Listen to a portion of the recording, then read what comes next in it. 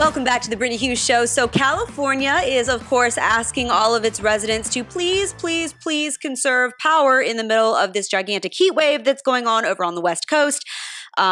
Massive rise in temperatures has just completely devastated the power grid, which, of course, in California is not set up to sustain large fluctuations. So residents in California are now being asked, please do not use your large appliances. Please don't use lights. Just don't turn them on when necessary. Oh, and by the way, all of those electric cars that we told you to buy because they're going to save the planet, please don't charge those. We cannot afford more of a strain on the power grid because if you do, then we're going to have these massive power outages and the whole city is going to go dark. And of course, Hollywood would get very, very upset about that. So please don't use your dishwasher. Don't use your washing machine. Don't plug in your Tesla. Just sort of hang tight for a little bit. Try to get through the heat wave. Amazing that this is one of the most populated cities in the entire country run by people who claim to have all of their crap together and who claim to have the solution and the answer to everything. And life is a wonderful liberal utopia out there. And by the way, you can't charge your Prius because we don't have enough electricity. Because, oh, by the way, I know we all like to pretend that electricity just kind of comes from the magical wall fairy, but it doesn't. It actually comes from things like coal-fired power plants. And when those have too much of a strain on them, we tend to go dark. So that's what's happening over in California, but it's not just rolling blackouts that California is dealing with. Apparently, San Francisco is literally drowning in its own human waste. Not even kidding. And that's not even a metaphor for the politics over there or the fact that it's Nancy Pelosi's home base. This is literal human waste, and apparently it is gunking up the water in San Francisco Bay so bad that it is killing all of the fish because it's thought to be one of the primary causes behind this massive stinking algae bloom that is apparently taking over the bay, killing off all the wildlife. And from what I understand from the people who live there, it smells to high heaven. So in case the Golden Gate Bridge was on your list of vacation spots in the near future, I would suggest avoiding that until at least the sludge clears up. Of course, it's really hard to know when that's going to be, given the fact that this algae bloom was discovered about a month ago and is still continuing. So here's the bottom line for this. Apparently, all across the San Francisco Bay, all the way through Oakland, there's this massive, essentially red tide of this algae that is just populating at historically high amounts. And thousands of dead fish have started washing up on the shoreline. And I'm sorry, it's funny, not funny. It's really kind of sad. I'm sure it's absolutely disgusting if you live out there. But it's so incredibly ironic, given this leftist bastion of environmentalism that we're supposed to believe places like San Francisco are. So on top of being extremely deadly to the fish, this algae is incredibly unsightly and it smells horrific. It's really problematic for people. The Alameda County Public Health Department has on their website that contact with this algae can cause skin irritation and burning eyes to humans and can cause more dangerous effects to dogs. So if you're in San Francisco, maybe don't go take a dip in the San Francisco Bay. Definitely don't take your dog. It's said to be the worst algae bloom in more than a decade. Some residents say that they can literally see it as they drive across the bridge and look down into the water. Oh, now, of course, leftists who run the city, which is also known for having just giant piles of human crap all over the sidewalk and dirty needles all over the place, they are, of course, blaming this algae bloom on climate change. Right? It's all climate change. Climate change is the big bad boogeyman. Every time, a puff of wind blows a tree down on a house somewhere, it's climate change.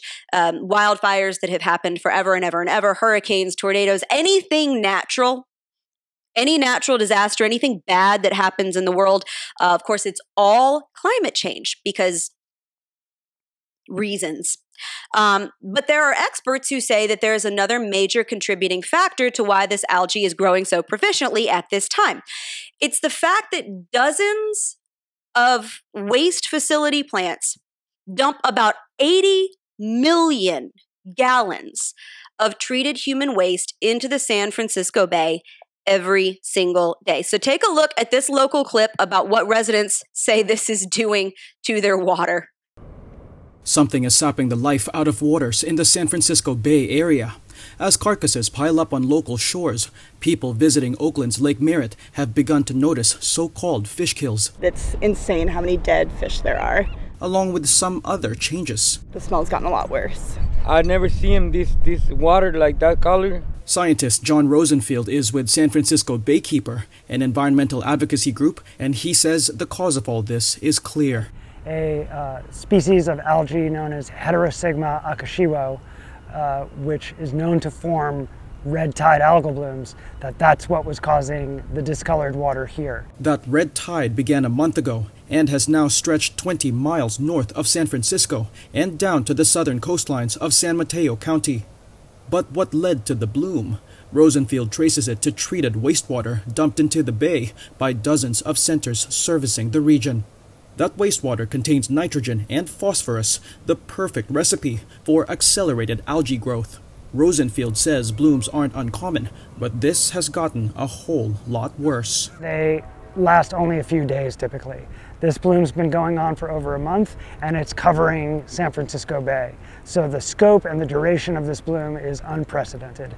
The Oakland City Public Information Officer did not respond to a request for comment on how the city planned to clean up the fish throughout Lake Merritt or prevent this from happening in the future.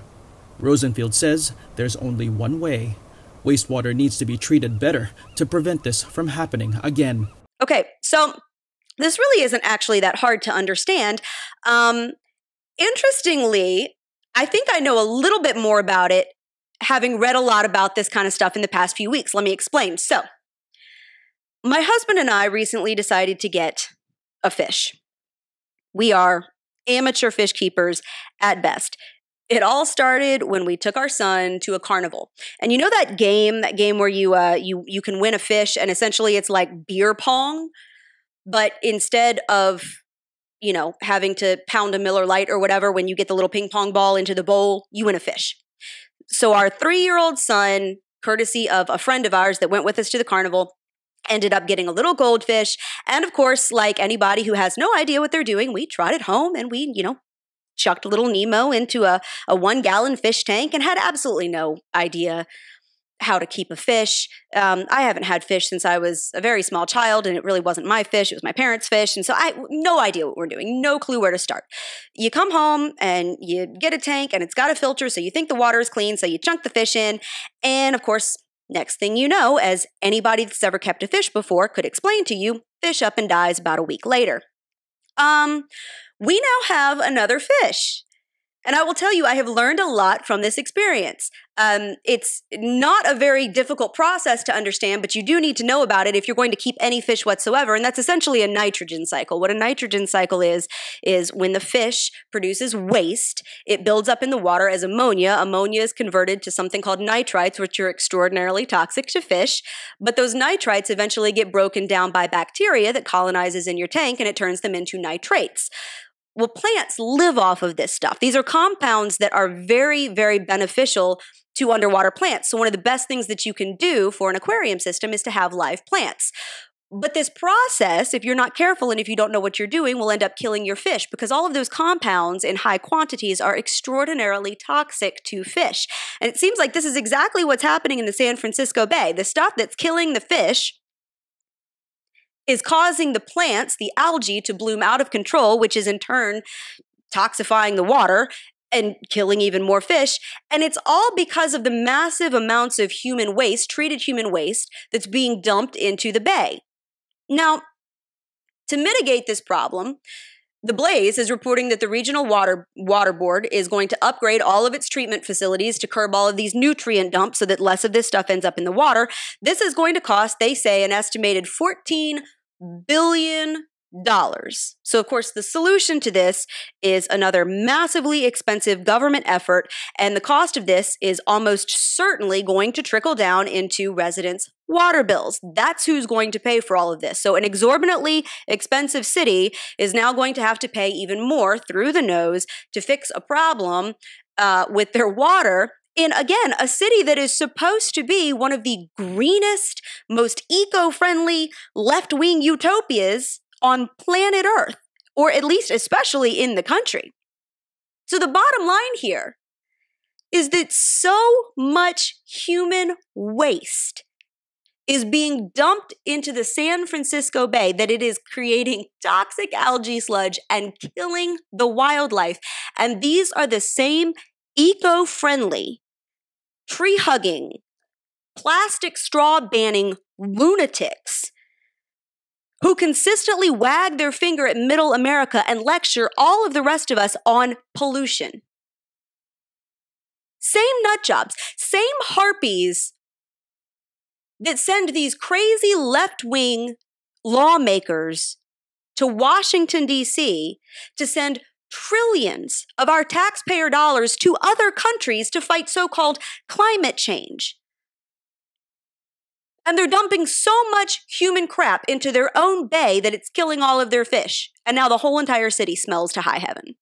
If that's not the most ironic nonsense. So apparently this kind of thing is just kind of run-of-the-mill for San Francisco. We already knew it was covered in human crap. We already knew it was covered in dirty needles. I mean, children play hopscotch over syringes on their way to school in this city. It's absolutely ridiculous. In 2020, San Francisco logged 15,656 complaints about human feces on the sidewalks and public streets.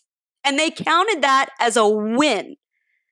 That was actually seen as a victory because it represented a 24% decline over 2019. Over 15,000 complaints. So these aren't just the people that saw a pile of human crap and just decided that's really disgusting, I'm just going to sidestep around this, and then moved on with their day. These were people that actually took the time to file a complaint about human feces in the street. Over 15,000. And the city actually said, our problem's getting better. That's great. We didn't have 20,000 complaints like last year. We only had 15,000 people that said, you know what, I had to step over a pile of human turd on the sidewalk. And apparently that was a victory. It was literally a victory for this city. And it's constantly been dealing with this massive trash problem too. In 2018, so the city's Department of Public Works, and this one really gets me. This one is hilarious. 2018, so a few years ago, the city's Department of Public Works began the process of replacing its more than 3,000 existing public trash cans. So far, the city has spent about 4 years and more than $550,000 building these new eco-friendly trash cans. Now, they're still prototyping these things. They haven't quite gotten to the place where they know which trash can they want to pick yet. So instead, they've been going with different models and setting them up around the city to try to figure out which eco-friendly trash can they want to roll out. So in July, this past July, the city finally rolled out their custom-made prototypes, the ones that had made it to, the final stage of the competition, if you will. Production of the prototypes. Okay, so these individual trash cans, production of these things cost anywhere from $11,000 for one trash can, all the way up to the most expensive, which was $20,900 for a trash can, for a public trash can. So once a design is chosen, now they're in the middle of this 60-day public input period. The final product, whenever they pick one of these trash cans, they think, and so again, remember, this is a government estimate, so it's probably going to come in at more than this because it always does. But they think that once they choose a finalist, once they choose the trash can they want to go with, when this thing is rolled out and mass produced for the city, each trash can is going to cost between $2,000 and $3,000 a piece. They're going to get it from somewhere between $11,000 and $21,000, depending on which model they go with, down to $2,000 or $3,000 a piece for a public trash can. So The Guardian actually checked out these trash cans. They sent a reporter to walk around. Here were their assessments of each trash can. So the cheapest one, right? The most economical one, the most affordable one, the $11,000 salt and pepper trash can. This is what the Guardian reporter said. It doesn't look particularly unique or elegant when stuffed with garbage. It looks like a trash can. And though its design may limit graffiti as intended, the steel fins seem likely to prove difficult to clean. They were encrusted with some unidentifiable gunk. $11,000, by the way. The mid-grade trash can, this was an $18,800 silhouette trash can. Their description, it's a lot more appealing in the prototype images than it is when scuffed up and nearly overflowing. The most expensive one is the $20,900 soft square. They described it like this. There's a pedal at the bottom, so you don't have to touch the handle. It's the only one of these prototypes with a pedal, by the way. Unfortunately, the pedal is so sleek and subtle that the Guardian reporter didn't initially notice it and pulled the bin open by hand. Short on trash, the reporter placed a nearby leaf into the receptacle. Reopening it revealed that both the leaf and another piece of trash placed earlier by someone else remained stuck in the deposit slot from which a fly lazily emerged. As if to prove the slot was too small, a bag of trash sat on the ground next to the soft square, creating the very mess the cans are intended to eliminate. So apparently, the $21,000 trash can not only didn't look any different than a regular trash can, but the slot that you actually used to put the trash in it was so incredibly small to keep the trash from overflowing that people just weren't using it and were just dumping their trash right next to the trash can. This is how San Francisco, a city literally covered in human feces and dirty needles, is going to clean up its trash problem. Its beaches are smothered in dead fish. The water smells like rotting meat, but they've got a $21,000 trash can, so everything is totally okay. Left-wing solutions, 150%. This is exactly what you get. And these are the same idiots who lecture people in flyover country about pollution. These are the same lunatics who send lawmakers to DC to redistribute our tax money to other countries to solve pollution. It's fascinating, is what it is. It's absolutely fascinating. Now, I bring all of this up to say, I talked about this a couple of weeks ago on a different video series that I do for MRCTV Reality Check. If you follow that at all, you might have heard me talk about this. So I came across a few weeks ago one of the most obnoxious tweets I think I've ever seen in my life. So this one was by a guy named Adam Kotsko. He is a liberal whack job. He's published a couple of books, and he is ridiculous. He's one of those people that thinks that every single white person is complicit in racism and, just some real wackadoodle stuff and pretty far out there when it comes to the environment as well. And you can tell because he tweeted that literally people from rural areas should not only move to urban areas, but should be forced to, if they don't want to, so that we can curb individual car use. Okay, so here's what he tweeted, and I think it's worth bringing up in light of everything that we see coming out of San Francisco. Here's what he tweeted. In discussions of reducing car dependency, one often hears, what about people in remote rural areas? And my gut instinct is people shouldn't be living there in the first place. The solution is to give them generous grants to relocate among other humans. But what if they like living in remote rural areas? Sorry. Can't always get what you want. A lot of people would like to live in dense transit-rich settings, but can't either because they can't afford it or it simply doesn't exist where they are. So his theory is mankind is using so many cars individually. That's what's creating our pollution problem, right? We're using way too many cars. Everybody's got their own vehicle. So in order to curb this problem, we should take all of the people from rural areas and we should shove them into cities where everybody can just use mass transit, because apparently mass transit doesn't create any carbon emissions. Mass transit runs on unicorn farts and pixie dust. So if we just get everybody out of the rural areas, they will stop using their Ford F-350s and they'll start using the subway instead, and that's going to solve our pollution problem. And who really cares about who's going to be growing our food, because we're not really going to talk about that or think about that. The fact that people live in remote rural areas for a reason, and that maybe we need them because they provide a vital public service by, growing our food and raising our cattle. We're just going to kind of ignore all of that and just pretend like the solution is to shove everybody into urban settings. Okay.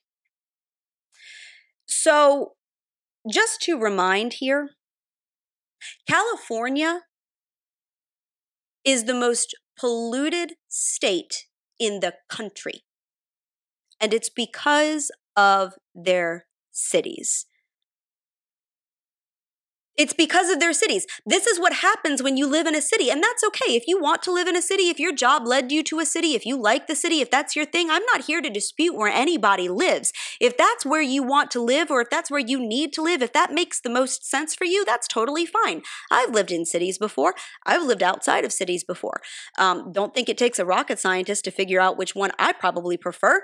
But if you like cities, if that's your jam, that is perfectly fine. But this is what happens when you live in cities. Massive amounts of people that are corralled together are going to produce more waste with less space to go. I can guarantee you that the people that elites in places like San Francisco look down upon all across this country in middle America, in these small towns, in these remote rural areas that people like Adam Kotsko want to wag their finger at for being the giant pollutants of the world, all of those people, I guarantee you, are by and large more eco-friendly than the people living in the cities. Because when you're living in a place like this, in many cases, you're living off of the same land that you're living on. To pollute it is to pollute your backyard. To pollute it is to pollute your own water source. A lot of people in these areas are not only more eco-conscious, but are more knowledgeable about the environment and work very hard to take care of it. And they are the very people that are being lectured by leftist elites in places like San Francisco, where the water is literally filled with rotting fish, and you can't take your dog within sniffing distance of it because it is so toxic because of the massive amounts of human waste. Again, this is what happens in cities. I don't know if you've ever been to New York City. I've been several times. New York City is in some ways a very fascinating place. It's filled with a lot of history. It's got some really cool stuff, but it's absolutely disgusting to go in, especially in any of the hotter months, because it is so filled with garbage. It's absolutely disgusting. I don't know if you've ever been there. It's covered in trash, sewer rats, and it smells like pee. This is why people that live in rural areas don't want to live in cities. It's in part because they don't want to live in concrete jungles filled with garbage, listening to lectures from people that feel better about themselves because they go to Starbucks and buy $8 lattes in paper cups and say, well, I'm not getting a plastic straw because it's saving the ocean. Well, congratulations. Every time you flush the toilet, it ends up in the bay and it's polluting all the fish. Feel good about yourself. Unbelievable. Unbelievable, the elitism and the arrogance that comes out of these places. If you live in a dumpster fire covered in crap and heroin needles, next to a bay that's filled with dead fish and toxic algae, you are in zero position to lecture anybody else about the green initiatives and how much of our tax money should be shipped overseas to pay for somebody else's climate problems. Maybe look to your own city first. And I can guarantee you, when you're looking at the solutions to all of these problems, I don't know. I say this with a lot of hesitation. To somebody like an Adam Kotsko, I almost think that the solution is to take people out of the cities and put them in more rural areas where they actually, have to learn about the environment that they claim to love so much, and maybe spread some people out so that it's not all congregated in one place that's just getting more and more toxic, and that toxicity ends up spreading to everything around them. And I say that with all hesitation because I know that people in rural areas, the last thing that you guys want is more people, particularly city people with a lot of liberal ideologies, coming to your town. That's not what I'm saying.